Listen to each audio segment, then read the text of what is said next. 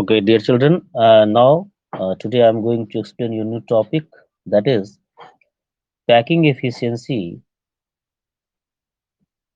packing efficiency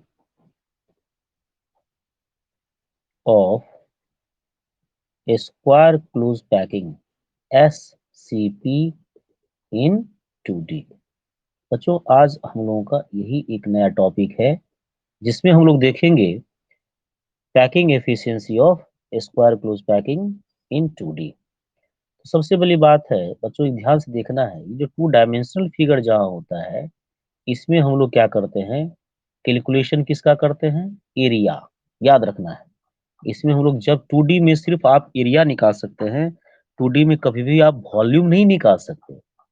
इसीलिए यहाँ जिस पैकिंग एफिशिएंसी की बात करेंगे हम लोग, उसको हम दूसरे शब्द में, छोटे शब्द में, कंसेप्चुअल वर्ड में इसको हम लोग कह सकते हैं एरियल पैकिंग एफिशिएंसी। P.E का मतलब समझना है आपको, पैकिंग एफिशिएंसी। ठीक है, तो चलिए हम थोड़ा सा आपको दिखला दें।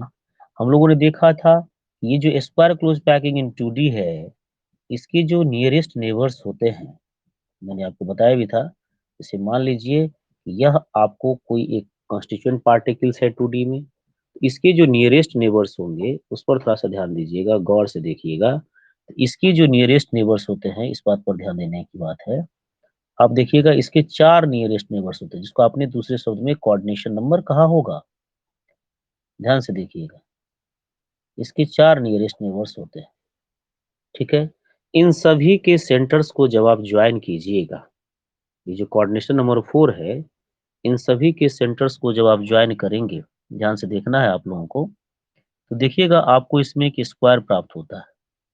इसीलिए आपको याद होगा हमने इसको कहा था square close packing in 2D, क्योंकि इसके 4 जो नियरेस्ट नेबर्स हैं उसके सेंटर को ज्वाइन करने पर हमें एक स्क्वायर प्राप्त होता है बच्चों।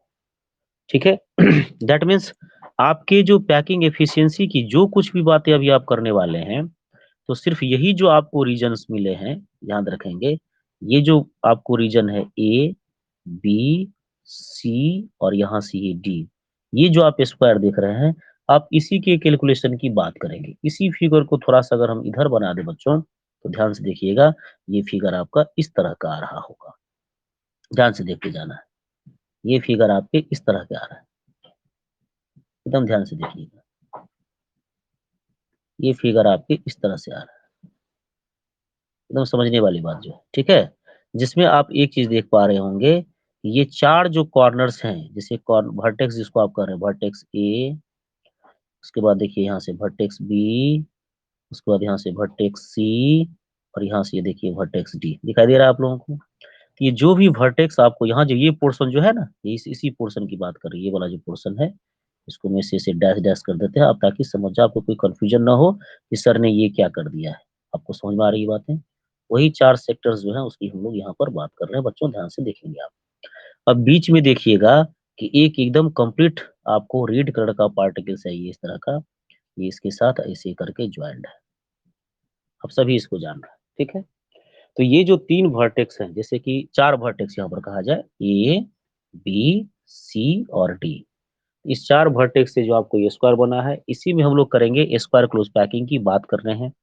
Square close packing in 2D की बात कर रहे हैं, तो इसी की पैकिंग एफिशिएंसी को निकालना है। तो बच्चों एक चीज ध्यान से देखिएगा कि इसमें ये सारे चीजें, ये जो देख रहे हैं ब्लैक वाले जो भी दिखाई दे रहे हैं, ये सभी कॉन्स्टिट्यूएंट पार्टिकल्स है। सीपी का मतलब मैंने आपको बताया था, कॉन्स्टिट्यूएंट पार्टिकल्स। ये भी यहाँ पर देख लीजिए, बी और सी पोर्शन पर भी जो सेक्टर दिखाई दे रहा है, ये भी आपके कॉन्स्टिट्यूएंट पार्टिकल्स ही है। ठीक है, और बीच वाले जो ये रेड वाला दिखाई दे रहा है, ये भी आपके कॉन्स्टिट्यूएंट पार्टिकल्स ही हैं, ये जो है यहाँ से, ये भी आपको एक कॉन्स्टिट्यूएंट पार्टिकल्स ही है। तो पूरे स्क्वायर में आप कुछ कुछ पोर्शन जो दिखाई दे रहा है, जिसको हम अभी करेंगे, दूसरे कलर से कर रहे हैं, थोड़ा ध्यान दीजिएगा, ये हम ग्रीन कलर से इसको करने जा रहे हैं।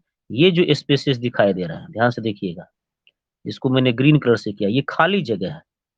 जिसको मैं ग्रीन कलर से कर रहा हूँ, ये सब देखिए खाली जगह है, ये सब ध्यान से देखिएगा, ये सब सभी खाली जगह है। देख लीजिए, ये सब सभी खाली जगह है। तो हम मैं आपको इससे ये बताना चाह रहा हूँ कि जो भी कॉन्स्टिट्यूएंट पार्टिकल्स इस स्क्वायर क्लोज पैकिंग के अंदर हैं, उसमें बहुत सारे खाली स्पेस भी हैं। ठीक है, तो ये कितना स्पेस को पैक कर रहा है उसी की हम लोग एफिशिएंसी निकालते हैं जनरली। तो पैकिंग एफिशिएंसी एक तरह का फ्रैक्शन है कि how much space is occupied by the constituent particles, है ना, to the total space of the entire square A B C D. मतलब पूरे जो entire A B C D है उसमें जो कॉन्स्टिट्यूएंट पार्टिकल्स प्रेजेंट है वो कितना स्पेस कवर कर रहा है आपको दिखाई दे रहा है। तो यहाँ जो पैकिंग एफिशिएंसी की हम लोग चर्चा करेंगे of S C P into D, इसके लिए सबसे पहले जो फॉर्मूला की बात करेंगे उस पर ध्यान देने हैं। इसकी जो फॉर्मूला सबसे पहले हो जाएगी, ये हो जाएगा एरिया, क्योंकि टू डायमेंशनल फिगर है इसीलिए एरिया ऑक्यूपाइड बाय एटम्स, है ना, divided by area of square ABCD, area of square A B C D, ये लेना है आपको। अब बच्चों ध्यान से देखिएगा, इसे बहुत बड़ी चीज यहाँ पर हम आपको बता रहे हैं। ये जितने भी सेक्टर्स देख रहे हैं, यहाँ अगर कोई पूछेगा कितना डिग्री का एंगल होगा भाई, ये 90 डिग्री का एंगल होगा। ये जो एंगल बनेगा ये भी कितना का होगा, 90 डिग्री का होगा। दैट मीन्स हर एक सेक्टर जो है, चूंकि स्क्वायर है तो हर एक जो एंगल स्क्वायर का होता है 90 डिग्री है। इसका मतलब जितना भी ये ब्लैक शेडेड है, याद रखना है, जो भी ये ब्लैक शेडेड आपको हमने बताया, ये जो भी ब्लैक शेडेड देख रहे हैं, थोड़ा सा इसको ब्लैक शेड ही कर देता है कि आपको समझने में आसानी हो। ये जो भी ब्लैक शेड वाला पोर्शन देख रहे हैं आप ध्यान से देखिए इसको, ये सभी जो ब्लैक शेडेड पोर्शन आपके निकल रहे हैं, बच्चों ध्यान से देखना है इसको, ये जो भी ब्लैक शेडेड पोर्शन निकल रहे हैं, ये सारे ब्लैक शेडेड पोर्शन आपके जो हैं ये 90 डिग्री के सेक्टर्स हैं। तो इस तरह के कितने सेक्टर्स दिखाई दे रहे हैं बच्चों, आप ध्यान से देखिएगा, इस तरह से आपके 4 सेक्टर दिखाई दे रहे हैं। पकड़िएगा इनको, इस चीजों को ध्यान में रखना है। इस तरह से आपके ये 4 सेक्टर दिखाई दे रहे हैं, एकदम समझिए इसको, ये 4 सेक्टर्स दिखाई दे रहे हैं आप। अब इस 4 सेक्टर के अलावे ये 4 सेक्टर जो आपको दिखाई दे रहा है ब्लैक का, ये भी कॉन्स्टिट्यूएंट पार्टिकल्स को रिप्रेजेंट कर, मतलब एटम्स को रिप्रेजेंट कर रहे हैं। इसी को हम लोग कॉन्स्टिट्यूएंट पार्टिकल्स भी कहते हैं, एटम्स को, जिससे मिलकर के वो बना हुआ है। और ये बीच वाला जो रेड सर्किल दिखाई दे रहा है, रेड एटम दिखाई दे रहा है, इस पर भी बच्चों ध्यान देने की जरूरत है। ये बहुत ही महत्वपूर्ण है, ये रेड वाला जो पोर्शन है इसको भी हम कवर कर रहे हैं इस तरह से, ये रेड वाला, ये भी आपको एटम्स है, लेकिन ये कंप्लीट एटम्स है आपके, ध्यान से रखना है। नहीं नहीं, ये दूसरा क्लास चल रहा है, ये अभी आपका कंप्लीट है, ठीक है। आप बंद हो जाइए, आप बंद हो जाइए ना, ये कंप्लीट चल रहा है, ठीक है। अब देखिए क्या करना है इसमें, इसमें एक चीज का ध्यान रखना है, ठीक है। अब यहाँ से यहाँ तक देखिए ये आपका डायमीटर हो गया, याद रखना है, यहाँ से यहाँ तक इसका डायमीटर, अगर रेडियस आर है तो इसको 2r कर दीजिएगा। और इसका रेडियस क्या होगा इसके बारे में चर्चा कर रहे हैं, इसका जो करेंगे तो यहाँ से यहाँ तक ये भी आपको आर हो जाएगा, ये यहाँ से यहाँ तक इसका भी आर हो जाएगा। तो अब इसी का हम लोग हेल्प ले करके देखेंगे कि भाई कितना एरिया एटम्स ऑक्यूपाई कर रहा है, उसकी बात करेंगे। सबसे पहले तो 4 सेक्टर है, तो 4 सेक्टर का एटम करेंगे, तो ध्यान से देखना है। तो एरिया जो हो जाएगा, area of 4 sector of each of 90 degree, तो ये अगर करना है, 4 इंटू एरिया ऑफ सेक्टर का फॉर्मूला थीटा बाय 360 होता है, इंटू यहाँ पर पाई आर स्क्वायर लिखते हैं, याद होगा आप लोगों को। 4 इंटू थीटा हो गया ये 90 degree divided by 360 degree, into यहाँ पर पाई आर स्क्वायर कर लेंगे, तो ये 4 हो गया, इसको इसको कट कर दीजिए, ये हो जाएगा पाई आर स्क्वायर। और एक बीच में जो था, है ना, एरिया ऑफ सर्किल, एक तो बीच में था सर्किल, ब्रैकेट में यहाँ पर लिख देते ताकि आपको समझ, वो जो रेड वाला सर्किल जो पीछे बनाए थे, रेड वाला जो कॉन्स्टिट्यूएंट पार्टिकल्स था, इसका एरिया ये कंप्लीट है, तो इसको क्या कहेंगे, पाई आर स्क्वायर। तो देयरफॉर जो टोटल एरिया हुआ, ये 4 सेक्टर मिल करके इतना एरिया कवर कर रहा है। एक तो सर्किल जो बीच में था रेड वाला, याद होगा आप लोग को, बनाए थे रेड वाला सर्किल, वो आपका जो एरिया कवर कर रहा है वो पाई आर स्क्वायर कवर कर रहा है। तो total area of constituent particles हो गया, total area occupied by constituent particles, ये हो जाएंगे आपके पाई आर स्क्वायर कितना हो गया, ये दोनों को जोड़ दीजिए, इसको इसको जोड़ दीजिए, 2 पाई आर स्क्वायर हो गया, ठीक है। अब आगे बढ़ जाते हैं। अब यहाँ पर क्या हो गया, एरिया तो निकल गया पूरे कॉन्स्टिट्यूएंट पार्टिकल्स का, तो एरिया ऑफ स्क्वायर की भी जरूरत होगी, क्योंकि इस एरिया ऑफ स्क्वायर को ही वो कवर किए हुए pi r 2 pi r square. Area of square जो हो जाएगा पूरे स्क्वायर जो ए बी सी डी है, ए बी सी डी, इसका एरिया करिएगा तो ये होता है ए स्क्वायर। और ये ए स्क्वायर बराबर क्या होगा, इसको थोड़ा सा देख लिया जाए ध्यान से। चलिए उस फिगर को एक बार फिर से हम लोग देखते हैं। आपने देखा होगा कि इस तरह का फिगर था आपका, ब्लैक कलर ले रहे हैं, ध्यान से देखिएगा इसमें। ये आपके थे ए बी सी डी करके, याद कीजिए आपको, ठीक है, याद रखना है।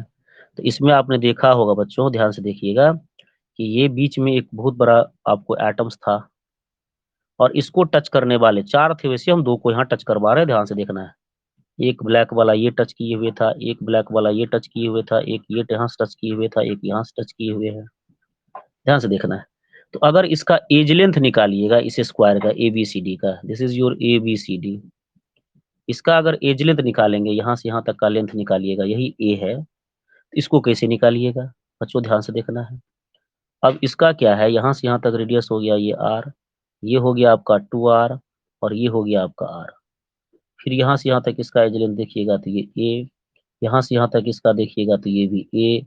अब इसका अगर निकालेंगे तो कोई राइट एंगल ट्रायंगल ले लीजिए, इन राइट एंगल ट्रायंगल, आप ये ले लीजिए ना, ये जो है बी सी डी दिखाई दे रहा है, ये बी सी डी वाला ले लीजिए, बी सी डी। तो यहाँ पर क्या हो जाएगा, ये जो आपको बी डी का स्क्वायर हो जाएगा, ये बराबर हो जाएगा बी सी स्क्वायर, अब प्लस कर देंगे हम लोग सी डी का स्क्वायर, ध्यान रख रहे हैं कि।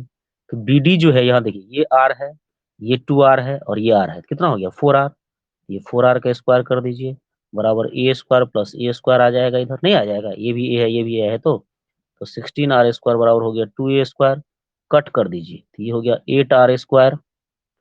1 मिनट के लिए रुक जाइएगा, इसको आप कह देंगे 8r स्क्वायर बराबर ये हो गया ए स्क्वायर। कहने का मतलब यहाँ पर जो आपको मैंने ए स्क्वायर बताया है, इस ए स्क्वायर का वैल्यू है 8r स्क्वायर।